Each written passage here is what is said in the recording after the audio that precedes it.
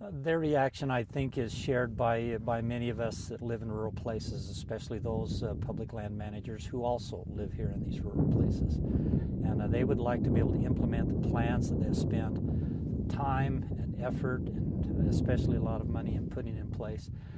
The problem is that the NEPA process drags it out for not just a few days or a few weeks or a few months, but it literally drags on for years and years through planning, appealing, litigation.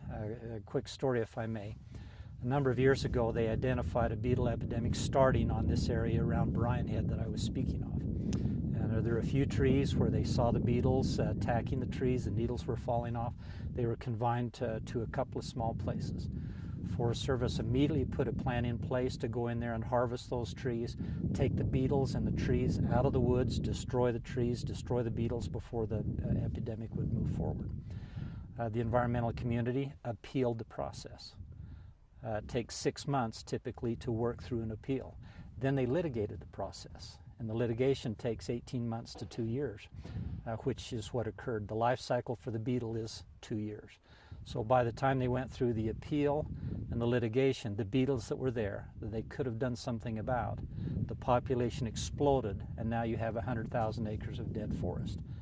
Yes, it was overgrown, drought-stressed, and beetles may have started from another spot, but it is an example of where the Forest Service was on the ball, working at it, performing their function, attempting to intervene, and the NEPA process drug the process on long enough through the back and forth litigation and appeals that they were unsuccessful in preventing a serious problem from developing.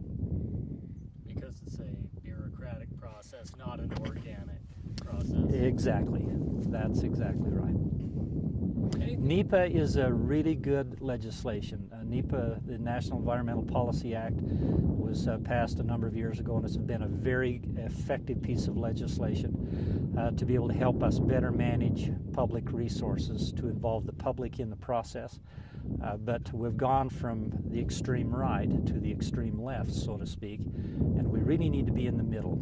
If NEPA processes were effectively implemented, it would allow public process so that the public is totally involved and totally aware of what's going on, but it would also be able to provide an opportunity for the Forest Service to do their work without undue without undue interference. Many times it's not about the resource. Many times it's just simply about conflict for conflict's sake, and just to drag the process on and on and on, to wear people out and to let Mother Nature take natural processes take their natural course. And it's really rarely about protecting the resource and properly managing the resource. It's just simply about the conflict.